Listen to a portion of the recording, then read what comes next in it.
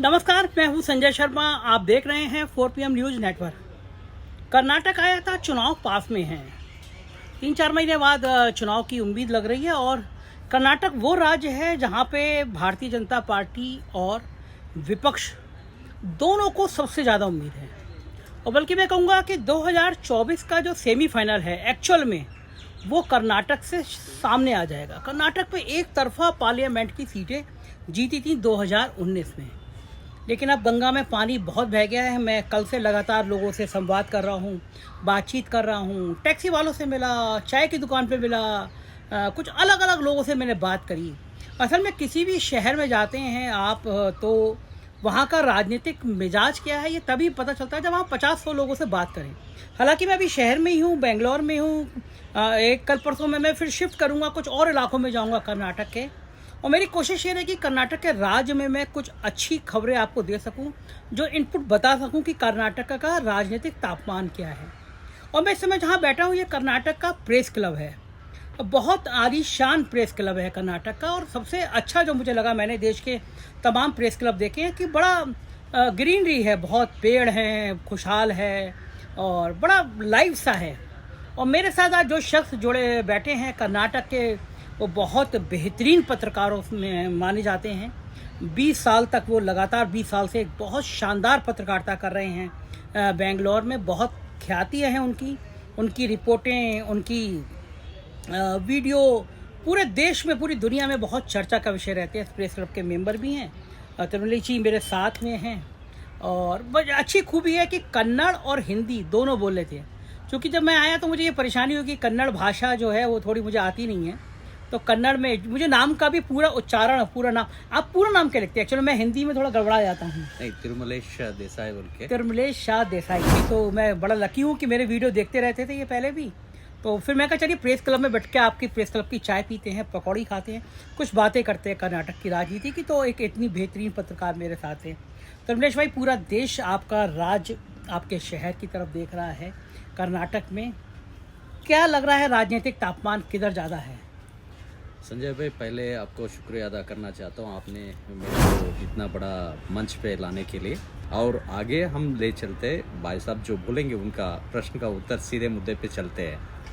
तो अभी आपने जैसा बताया, जैसे कि आने वाला चुनाव में, बहुत चुनाव में ऐसा है कि नेक टू नेक चलेगा।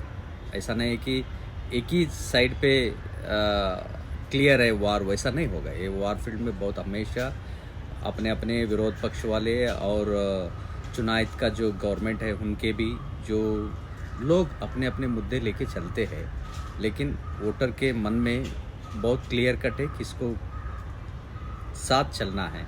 वो ऑलरेडी तय हो चुका है, क्योंकि संजय भाई ऑलरेडी बहुत सारे पब्लिक ओपिनियन लिए हुए हैं। तो उसी से उनको पता चलता है नेक्स्ट दिशा किस तरफ है।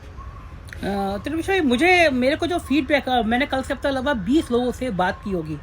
तो मुझे कहने में कोई वो संकोच नहीं है कि 20 में से 70% से ज़्यादा झुकाव लोगों का कांग्रेस के प्रति है। तो क्या कांग्रेस ने ऐसा क्या कर दिया इस कर्नाटका में कि लोगों का रुझान इतना ज़्यादा मुझे नज़र आ रहा है? नहीं, कांग्रेस अब हमेशा की एज ए जर्नलिस्ट होने के नाते हम ये कहना चाहते हैं, कांग्रेस अपने जो वादे किया है उस वादे के साथ वो लोग चले हैं। पिछली बार 5 साल का संपूर्ण बहुमत के साथ उन्होंने गवर्नमेंट दिया है सिद्धरामैया का नेतृत्व में।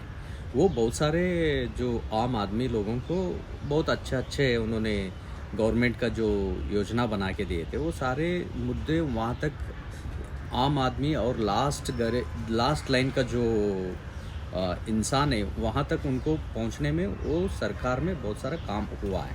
इसीलिए आज भी लोग चाहते हैं कि कांग्रेसी फिर से आ जाए बोल के। ये तो लोग कहना का मतलब है। मतलब एक चीज़ होता है कि हम सत्ता में आ जाए, वो नेता माने, लेकिन प्रजा चाहता है ये सत्ता में आए, वो इम्पोर्टेंट होता है। कांग्रेस में तो प्रजा चाहती कि यही सत्ता आए, तो कांग्रेस है। लेकिन एक कहा जाता है कि कांग्रेस की भी अंदरूनी झगड़े कम नहीं है। सिद्धरामैया और शिव कुमार जी का जो कोल्ड वार पिछले दिनों में रहा, क्या वो कोल्ड वार कम हुआ है? दोनों के बीच में कोई सहमति बनी है? क्योंकि कांग्रेस हमेशा, मैं देखता हूँ, हिट विकेट भी काफ़ी करती है। नहीं संजय भाई, ये चीज़ होता है, not only Siddaramaiah and DK Shiv Kumar ji, वैसा नहीं है। हर पार्टी में इंटरनल आपस का एक मामला रहता ही है। वो तो राजनीति है, लेकिन जब सत्ता में आ जाने के बाद किसको बनना है, क्या बनना है, किस चेयर पे कौन बैठेगा, वो तो हाईकमांड ही तय करेगा। हालांकि रिसेंटली अभी 4 दिन पहले उन्होंने प्रजाध्वनि बोल के एक यात्रा शुरू की। उस यात्रा में सिद्धरामैया और डीके शिवकुमार ने दोनों साथ में बैठ के प्रजाध्वनि एक यात्रा शुरू की, और सिद्धरामैया एंड डीके शिवकुमार साथ में उस प्रजाध्वनि यात्रा में साथ में चले। लेकिन ये है कि हालांकि उनके अंदर दोनों के बीच में अंडरस्टैंडिंग नहीं है, ये नहीं है, वो तो कहने की बात है, मैं समझता हूँ, यानी कि या बाहर से देखा हुआ, लेकिन अंदर तो पता नहीं। तो फिर कमान जो है वो भी इस बार प्रियंका गांधी को देने की उम्मीद है। हिमाचल में प्रियंका गांधी ने काफ़ी अच्छा रिस्पांस किया, तो कर्नाटक के जो झगड़े हैं अगर हैं तो वो प्रियंका गांधी बीच में आपको लग रहा है कि प्रियंका गांधी सुलझाएंगी इन झगड़ों को भी? ऑब्वियसली गांधी परिवार का जो अधिनेता प्रियंका गांधी है वो कर सकती है या कमान दे सकते हैं, लेकिन आपको मैं और एक चीज़ यहाँ पे बताना चाहता हूँ। आज कांग्रेस का एआईसीसी अध्यक्ष जो है मल्लिकार्जुन खड़गे जी, उन्होंने अपने कर्नाटक के हैं, मूलतः उन्होंने गुलबर्गा के रहने वाले हैं। हाँ। और वो राष्ट्रीय अध्यक्ष बनने के बाद ये पहला इलेक्शन हाँ, कर्नाटक ये भी तो में बड़ा हो रहा ये भी तो बड़ा जरूरी तो है। ये चीज़ जो है उनके लिए बहुत बड़ा चैलेंजेस है। जैसे कि अभी मैंने कहा, अभी आने वाले चुनाव में खड़गे साहब का ये पहला चुनाव होगा, उन्होंने एआईसीसी का प्रेसिडेंट बनने के बाद। ये भी उनके सामने बहुत बड़ा चैलेंजेस है, और कांग्रेस की जो भी बड़े बड़े नेता है चाहते हैं कि इस बार इलेक्शन कांग्रेस ही सत्ता में आए, कांग्रेस ही जीते। तो उसके लगातार उन्होंने अपना स्ट्रैटेजीज बनाए होंगे, स्ट्रैटेजीज लाएंगे, वो लोग करेंगे। वैसे ही कि बीजेपी का भी ये नहीं है कि वो लोग नहीं कर सकते, वो लोग भी बहुत सारे करेंगे। लेकिन वे हालांकि क्या हुआ है, बीजेपी के जाने माने साउथ के जाने माने जो नेता थे वो जनार्दन रेड्डी अभी अपना एक प्रादेशिक पक्ष उन्होंने बनाया है। तो बनाने के बाद वो बीजेपी के कितने हद तक डैमेज करेगा, क्या होगा, उस चीज़ों को लेके भी बहुत सारे क्वेश्चंस है। ऐसा नहीं कि बहुत इजी नहीं है, तो ये सब चीज़ें चल रहा है। हाँ, लेकिन एक बात ये भी कही जाती है कि जितना कांग्रेस में झगड़े हैं उतना भारतीय जनता पार्टी में भी, और खासतौर से येदियुरप्पा पे सबकी निगाह है, क्योंकि येदियुरप्पा वो नेता हैं जिन्होंने दक्षिण में भारतीय जनता पार्टी को खड़ा किया है। तो क्या लगता है येदियुरप्पा का, हालांकि खुल के बयान नहीं आया है, लेकिन येदियुरप्पा का रुख क्या रहेगा, आपको क्या लगता है? नहीं, येडियुरप्पा जी क्या है ना, ये तो बहुत बड़े नेता है कर्नाटक के, और भाजपा के लिए बहुत बड़े एक शक्ति माना जाता है। भाजपा के जो लीडर्स हैं उनके लिए फ़िलहाल येडियुरप्पा का जो मौन से रहना, तो वो कहीं ना कहीं चीज़ों को बहुत सारे क्वेश्चंस खड़ा करता है, खास करके जर्नलिस्ट लोगों के लिए। तो वो चीज़ों को वो किस तरह से बाहर आते हैं आगे दिन में पता चलेगा। अभी फ़िलहाल उसके बारे में कुछ नहीं बोल सकते। फ़िलहाल तो सब बीजेपी पार्टी का जो राष्ट्रीय प्रोग्राम्स होते हैं उसमें येडियुरप्पा जी पार्टिसिपेट कर रहे, सारे स्टेज में आ रहे, सब चीज़ों को ये कर रहे, लगातार कर रहे। तो उसी से पता चलता है वो कहीं पे भी इश्यू मुद्दा नहीं है। तो ये मानना बीजेपी का अंदर की बात है, या अगर जर्नलिस्ट होने के नाते उसको देखा जाएगा तो डिफरेंट तरीके से हम लोग सोचते हैं। बिल्कुल ठीक है। एक चीज़ और है कि खड़गे जी की भी एक तरह से इज्जत दांव पे लगी हुई है, क्योंकि उनका अपना गृह राज्य है, और भारत जोड़ो यात्रा भी राहुल गांधी की काफ़ी सक्सेस रही थी कर्नाटक में। तो खड़गे जी का राष्ट्रीय अध्यक्ष होना, और एक बड़ा एक कुनबा ये भी कहता है कि अगर कांग्रेस की सरकार बनी या कांग्रेस इस लायक हुई कि वो अपना प्रधानमंत्री बना पाए, तो खड़गे भी प्रधानमंत्री के उम्मीदवार हो सकते हैं। ऐसी चर्चा सोशल मीडिया में चलना, क्या कर्नाटका में कांग्रेस को ये बात फ़ायदा करेगी? देखिए, ये तो आने वाले दिन में पता चलेगा। अभी तो खड़गे जी का जो राष्ट्रीय अध्यक्ष बने हैं कांग्रेस के, उस मुद्दे को लेके इन्होंने नेक्स्ट आने वाला जो इलेक्शंस है उसके ऊपर बहुत सारे फोकस कर रहे हैं, बहुत सारे ग्राउंड वर्क कर रहे हैं। जैसा कि वो हर बहुत सारे रैलीज़ जो हो रहा है कांग्रेस की तरफ से, हाईएस्ट रैलीज कर्नाटक में हो रहा है। जैसे कि भारत जोड़ो के साथ साथ सिद्धरामैया का यात्रा हुआ, जैसे कि कावेरी अभियान हुआ, बहुत सारे यात्राज कांग्रेस की तरफ से निकाला गया है। तो वो सब चीज़ें लोगों के अंदर पहुंचने के लिए उन्होंने जो करना है वो चीज़ें कर रही है। मेरे ख्याल से वो मुद्दा भी आप जो बोले, वो मुद्दा भी कहीं ना कहीं आगे दिन में पता चल जाएगा उसका क्या होगा। वो इस समय कांग्रेस के पक्ष में, कांग्रेस के खिलाफ सबसे बड़ी चीज़ क्या है? कांग्रेस जो 5 साल जो गवर्नमेंट दिया था लास्ट इसमें, कहीं पे भी एडमिनिस्ट्रेशन में हो और बाकी जो योजनाएं लोगों के तक ले जाने तक उन्होंने अपना जो मैनिफेस्टो में दिया था उसमें 100% उन्होंने लोगों को दिया है। ये चीज़ उनके पास बहुत स्ट्रांग मुद्दा है, वो लेके चल रहे हैं वो लोग। कांग्रेस के खिलाफ क्या है, कांग्रेस की कमजोरी क्या है इस समय, क्या लगता है आपको? कांग्रेस को ये ना लगे हम लोग नेक्स्ट सत्ता में आ जाए बोल के ओवर कॉन्फिडेंस और कॉन्फिडेंस, हाँ, नहीं होना चाहिए। ये कई जगह हो जाता है कांग्रेस के हो साथ जाता में, है, over कांग्रेस के confidence। साथ हो जाता है, तो वो नहीं होना है। जैसे कि प्रादेशिक पक्ष और जेडीएस है, कुमार स्वामी जी का जो अपना सत्ता जो 4-5 डिस्ट्रिक्ट में स्ट्रांगली खड़ा है वो हमेशा बरकरार रहे, उनका अपनी फिक्स सीट्स जो है उनको मिल जाए।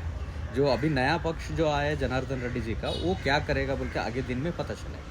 वो बीजेपी को डैमेज करेगा या कांग्रेस को डैमेज करेगा या जेडीएस को डैमेज करेगा, उस चीज़ों को आगे वाले दिन में हम लोग बात कर सकते हैं। अच्छा, अभी प्रारंभिक तौर पे क्या लगता है जनार्दन रेड्डी किसको नुकसान पहुंचाएंगे? बड़े नेता हैं। देखिए बाहर से आप देखेंगे तो जैसे कि आप इतने साल से लंबी समय से आप बीजेपी के साथ जुड़े हुए, सडनली आप बीजेपी से बाहर आके एक प्रादेशिक पक्ष बनाते हैं, तो ऑब्वियसली आपका जो वर्कर्स है भाजपा के वर्कर्स होंगे ना, नेचुरली। आपने इतने साल उन्हीं के संग काम किया है। काम किया है, तो वो एक कार्यकर्ता के अंदर एक इमोशनल बॉन्डिंग रहता है, इमोशनल एक ये चीज़ रहता है। और दक्षिण भारत में भाजपा का फर्स्ट गवर्नमेंट बनने के लिए जनार्दन रेड्डी का बहुत सारा योगदान रहा है। आर्थिक रूप से भी माना जाता है कि जनार्दन रेड्डी बहुत मजबूत हैं। बीजेपी को जो आर्थिक मदद की थी एक दौर में जनार्दन रेड्डी ने बहुत करी थी। देखिए वो सब तो जर्नलिस्ट आप बातें हर जगह पे मालूम है, उनके पास पैसे का कोई बात ही नहीं उठता है, तो वो चीज़ें हैं। लेकिन क्या लग रहा है फिर ईडी सीबीआई और सब जनार्दन रेड्डी के द्वार तक पहुंचने वाली होंगी? वो तो हम नहीं बताएंगे ना, वो तो ईडी वाले वाले बताएंगे, क्योंकि चुनाव से पहले आमतौर पे ईडी, इनकम टैक्स, सीबीआई ये सब एंट्री बहुत जल्दी करने लगती हैं। देखिए संजय भाई, हर समय दो इलेक्शन टाइम पे वो सत्ता या में बीजेपी रहे या कांग्रेस रहे कोई और रहे, वो जो सत्ता के साथ जुड़े हुए संस्था है उसका आम तरफ से पावर्स यूज करते हैं, वो अपने फेवर में करने के लिए यूज करते हैं, वो करेंगे शायद या ना करेंगे। अच्छा, एक चीज़ और मैंने कल से मैं देख रहा हूँ, मैंने इतने सारे लोगों से बात करी, एक चीज़ बहुत हो रही है कि लोग कह रहे हैं कि इस सरकार में जो मौजूदा सरकार है इसमें करप्शन बढ़ा है। हाँ, तो बड़ा है, बहुत सारे प्रूफ भी है, लेकिन नहीं है बोल के भाजपा बोलता है बोल के कांग्रेस बोलता है। हाँ, यार वो उसके वो दोनों को आपस में लड़ाई है, जैसा कि तो चोर पुलिस का जो खेल चल रहा है वो चलने दीजिए, उसका कोई वो मुद्दा नहीं है। जैसे कि विरोध पक्ष में जो बोलते हैं आप 40% कमीशन का ये है, उन्होंने बोलते हैं आपके गवर्नमेंट में भी ये हुआ था, ये सब चीज़ें नहीं है। लेकिन जनता चाहती है कि एक सुस्थिर सरकार आ जाए, 5 साल किसी इंटरव्यून के अच्छा सरकार बन जाए बोल के। अच्छा, पिछले दिनों में मैं तेलंगाना गया, वहाँ पे हैदराबाद देखा, तो मैं कई बड़े कंपनियों के पास भी मैं बात हुई, उनका कहना ये था कि कर्नाटक जो किसी टाइम में IT सिटी था, IT हब था, यहाँ पे ये हिंदू मुसलमान, हिजाब, बीफ, इन सब झगड़ों में कई मल्टीनेशनल कंपनी कर्नाटका से तेलंगाना शिफ्ट हुई, हैदराबाद शिफ्ट हुई, बंगलौर से। देखिए ये बात मैं मानने के लिए तैयार नहीं हूँ, क्योंकि लिए कहाँ पे हिंदू मुस्लिम का बात नहीं हो रहा, पूरा देश में हो रहा है।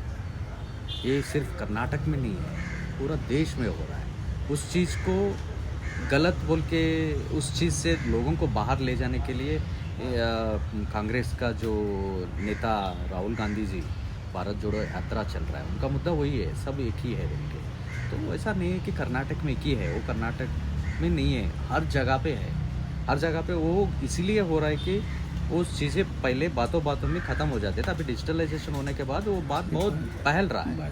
हम जैसे कि पत्रकार होने के नाते इस सब बातों को मैं मानता नहीं हूँ, ये मेरा व्यक्तिगत अभिप्राय है। आर्मी की एक बड़ी परेड आज बेंगलोर में हुई, आमतौर पर दिल्ली में होती थी परेड, कभी स्टेट में, तो बीजेपी सारी चीज़ें फोकस कर रही है कर्नाटक पे। हाँ, ऑब्वियसली, क्योंकि नेक्स्ट 4-5 महीने में चुनाव आ रहा है, तो सारा एक ही बार कर्नाटक में ऐसा पड़ रहा है कि आपका कैलेंडर देखने में टाइम आज कौन सा रैली है, परसों कौन सा रैली है, जर्नलिस्ट लोगों को बिजी शेड्यूल हो जा रहा है। हाँ, तो रैली पे रैली चल रही है, या तो कांग्रेस का चल रहा है, इधर जेडीएस का चल रहा है, इधर बीजेपी का चल रहा है। तो इस टाइम पे क्या है ना, लोगों के पास पहुंचने के लिए यात्रा बहुत ज़रूरी है।